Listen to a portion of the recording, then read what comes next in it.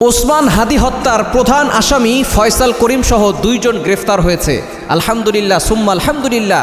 এই সংবাদ শুনে অনেকেই খুশি হয়েছেন, অনেকেই ভিতর থেকে অটোমেটিক আলহামদুলিল্লাহ চলে এসেছে।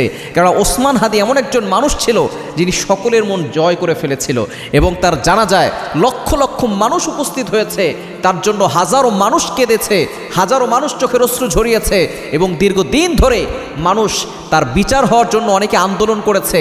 এমন একজন ব্যক্তিত্ব তিনি উপার্জন করেছেন নিজের ভিতর থেকে, মানুষের কাছে গিয়ে গিয়ে, মানুষের দ্বারে গিয়ে, মানুষের সাথে সুন্দর আচরণ করে, তার ইন্টেলেকচুয়াল, তার মেধা দিয়ে, সুন্দর কথা বলে, সুন্দর বক্তৃতা দিয়ে এমনভাবে তিনি মানুষের কাছে পৌঁছে গিয়েছিলেন, সকলে তাকে অন্তর থেকে ভালোবেসেছে। সেই লোকটাকে যারা দুনিয়া থেকে বিদায় করেছে তাদেরকে গ্রেফতার করা হয়েছে। আলহামদুলিল্লাহ, আমরা ধন্যবাদ জানাই যারা তাদেরকে গ্রেফতার করেছে। তবে অবশ্যই আমাদের দাবি হচ্ছে দৃষ্টান্তমূলক শাস্তির ব্যবস্থা করতে হবে।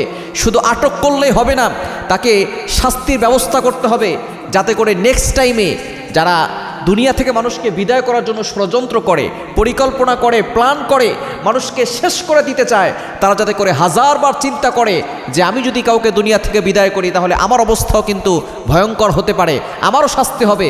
সুতরাং শুধু গ্রেফতার করলে হবে না, দৃষ্টান্তমূলক শাস্তির ব্যবস্থা করতে হবে। যদি শাস্তি ব্যবস্থা করা হয় তাহলে মানুষ অন্যায় কাজ করার আগে হাজারবার ভাববে এই অন্যায় কাজ করলে আমার শাস্তি আছে। এজন্য যারা তাকে গ্রেফতার করেছে আমরা ধন্যবাদ জানাই। তবে শুধু গ্রেফতার করলে হবে না, দৃষ্টান্তমূলক শাস্তির ব্যবস্থা করতে হবে এবং তদন্ত করে বের করতে হবে এর পিছনে আরও কারা আছে, সকলকে শাস্তির আওতাভুক্ত করতে হবে।